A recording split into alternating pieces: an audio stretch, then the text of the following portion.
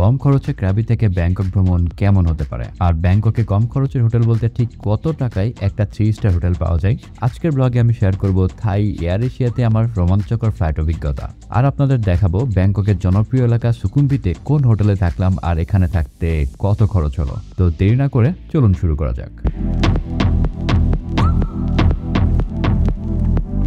আমরা নেমে পড়েছি, সিফাতের জন্য ওয়েট করতেছি। সিফাত আর লিমা নামলে আমরা গাড়িতে উঠে রওনা করব। এটা হলো আমাদের ভ্যান, এই গাড়িটাই আমাদের নিয়ে যাবে এয়ারপোর্টে। এখান থেকে এয়ারপোর্টের খুব আহামরি দূরত্ব না, আর মনে হয় অ্যারাউন্ড 30-40 মিনিট মতো মনে হয় লাগবে।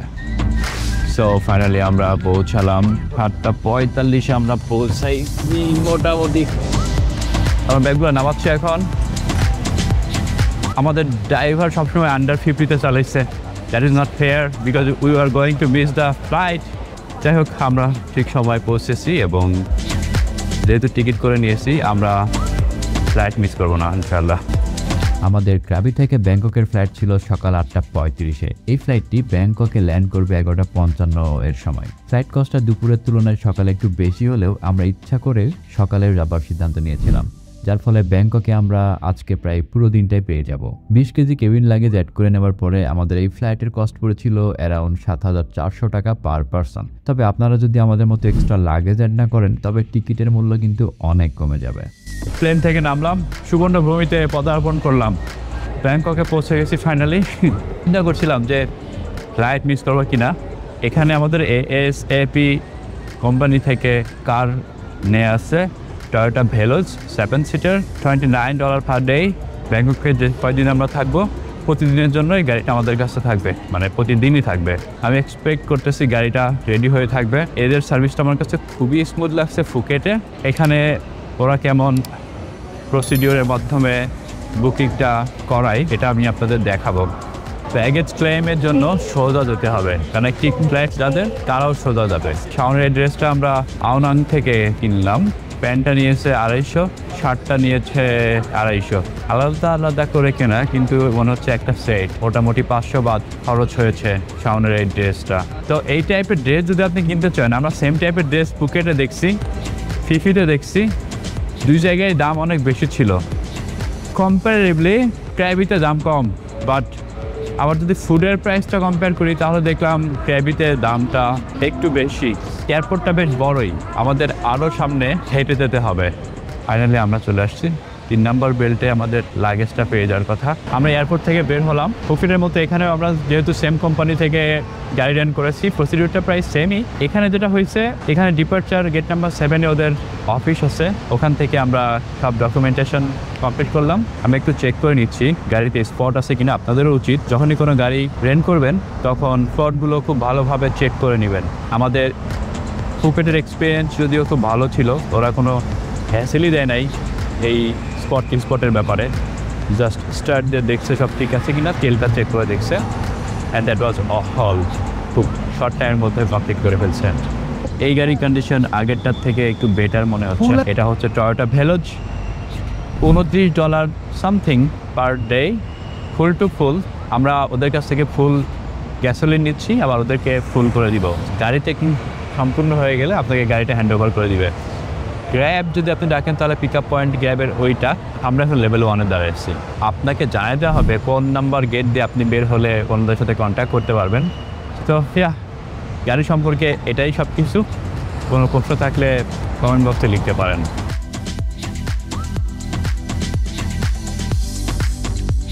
ব্যাংককে আমাদের হোটেলে আমরা পৌঁছে গেলাম। অ্যারাউন্ড 1 ঘন্টা মতো সময় লাগলো আমাদের হোটেল আনাইনাতে পৌঁছাতে। তো হোটেলটা বাইরে থেকে যদি দেখি তাহলে এরকম একটা সিটি হোটেল যেরকম হয় সেরকমটা একটা হোটেল। এখানে রিসোর্টের কোনো ভাইব এক্সপেক্ট করা যাবে না, এক্সপেক্ট করতেছিও না। তবে আশা করছি মোটামুটি 3-4 স্টার হোটেলের সব সুযোগ সুবিধা এখানে আমরা পাবো। একেবারে সুকুমভিট রোডের সাথে এই হোটেলটা অবস্থিত, আর এই হোটেলের অপোজিট সাইডে অবস্থিত বামরুনঘাট হসপিটাল। এই হোটেলটার পাশ দিয়েই পেছন দিয়ে চলে গেছে একটা নদী। ওই নদীতে নৌকা থাকে, নৌকাতে করে আমরা বিভিন্ন জায়গায় যাতায়াত করতে পারবো। আমাদের সাথে গাড়িও থাকবে, আমরা গাড়ি নিয়েও সবসময় ঘুরতে পারবো। আর যদি জ্যাম থাকে, জ্যামের টাইমে আমরা নৌকা নিয়ে কাছাকাছি জায়গাগুলো খুব সহজে ভিজিট করতে পারবো।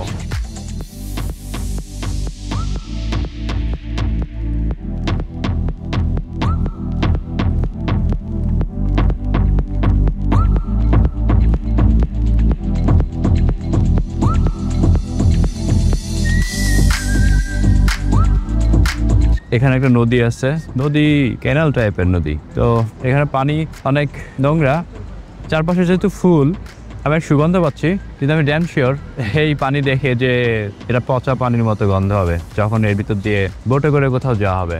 এখানে চারপাশে ফুলের গাছগুলো না থাকলে এখানে হয়তো বসা যেত না, কারণ পানির গন্ধ আছে। কিন্তু ফুলের গাছগুলো থাকার কারণে যেটা হয়েছে, ফুলের ঘ্রাণ নাকে আসতেছে, যার কারণে কোনো ডিস্টার্ব ফিল হচ্ছে না। সবচেয়ে পজিটিভ ব্যাপার হলো এটার সাথেই সুকুমবিট রোড। আর আপনাদের দেখায় আর একটা জিনিস, সম্ভবত এখান থেকে দেখা যাবে, এই ব্রিজটার পাশ দিয়েই বোট স্টেশন আছে, বোটে উঠা যাবে এবং স্বল্প দূরত্বের জায়গাগুলো এই বোটে করে ভিজিট করা যাবে। বাইরে দেখে মনে হচ্ছে হোটেলটা মোটামুটি ভালোই হবে। আনাতে আমাদের রুম ছিল 815, রুমের বেডটা ছিল বেশ ভালো, দুজনের জন্য মোর দেন এনাফ। আর বেডের পাশে ছিল এসি, এসিটা থেকে যদিও খুব বেশি ঠান্ডা বাতাস বেডে আসে, ওইটা আসলে কন্ট্রোল করার চেষ্টা করলেও কন্ট্রোল হইতে চায় না। ইন্টারকম থাকে, এসি রিমোট, টিভি রিমোট। বেডের এখানে একটা ওয়ালমেট লাগানো আছে, বেডের অপোজিটে আছে একটা টিভি, একটা সোফা রাখা আছে, সোফার পাশে একটা মিরর, ছোট্ট ফ্রিজ আছে, মিনি ফ্রিজ। তাছাড়া আছে লকার, গরম পানির জন্য কেটলি এবং 2টা কাপ। ফ্রিজটা এরকম, ফ্রিজের মধ্যে কিছু থাকে না। এখানে কাপড় চোপড় রাখার জন্য ভালো একটা জায়গা করে রাখছে। ওয়াশরুমটা মোটামুটি ভালোই, তবে সাইজে কিছুটা ছোট হবে বলবো। এটা গোসল করার জন্য আলাদা জায়গা। ওয়াশরুমে ওনারা শ্যাম্পু এবং শাওয়ার জেল দেন। এখানে বেসিনের ওনারা কমপ্লিমেন্টারি কোনো সার্ভিস নেই, লাইক ব্রাশ, পেস্ট কোনো কিছুই নাই। ইভেন নাই ওনাদের, আমরা ভাবছিলাম ভুলে গেছে, ওনারা বলতেছে যে ওনারা এগুলো দেন না, প্রোভাইডই করেন না। আপনি যে টাকা পে করবেন আর এখানে যা পাবেন, এটা আপনার এক্সপেকটেশন পুরোপুরি মিট করবে না, বাট মোটামুটি ভালোই আমি বলবো। রুমের কোয়ালিটি খুবই ভালো। ওনারা রিসেন্টলি রেনোভেশন করেছেন, রেনোভেশন করার পরে আমরাই প্রথম গেস্ট, এই জন্য আমাদের কোনো সমস্যা হয় নাই। কিন্তু বেসিক কিছু সার্ভিস যদি ওনারা দিতেন, যেমন টুথপেস্ট, ব্রাশ, তারপরে আপনার ইভেন হ্যান্ড সোপও নাই, এগুলো আসলে খুবই বেসিক, আমরা এক্সপেক্ট করেছিলাম। স্টিল আমি বলবো 6 out of 10। ব্যাংককে আমরা সুকুমভিট রোডে আসছি, এখানে বাংলা খাবারের কোনো টেনশন নাই, কারণ এখানে দেখতে পাচ্ছেন বাংলায় লেখা রেস্টুরেন্টগুলোর নাম already, Monica's kitchen, star restaurant. Bangla লেখা মানে তো অবশ্যই বাঙালি খাবার আছে, এছাড়া বিভিন্ন ইন্ডিয়ান রেস্টুরেন্টেও বাংলা খাবার অ্যাভেলেবল। মোস্টলি হালাল খাবার রেস্টুরেন্ট খুব ইজিলি আমরা খুঁজে পাবো মোস্ট অফ দ্য টাইম। আমরা চাইলে এই টমটম টাইপের ট্যাক্সিতেও যেতে পারতাম, বাট ওরা অনেক ভাড়া চাই, এটা আমরা অলরেডি জানি, এ কারণে ওটা রেন্ট করতেছি না। অ্যারাউন্ড 500 মিটার দূরে একটা রেস্টুরেন্ট আছে, লিটল স্পাইসি, যেটার খাবার মোটামুটি ভালোই, ওখানে আমরা এখন লাঞ্চ করবো।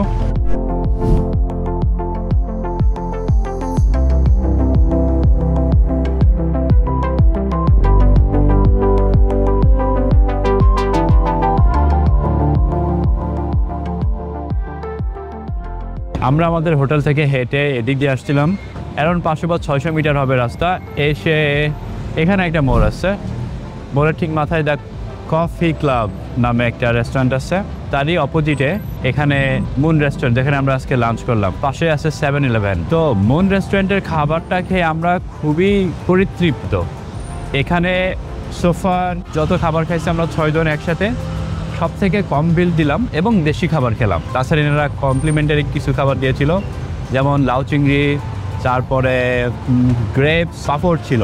যেহেতু আমরা বাংলাদেশি, ওনারটাও বাংলাদেশি, তো এই রেস্টুরেন্টে আপনারা আসতে পারেন, আমি বলবো হাইলি রেকমেন্ডেড।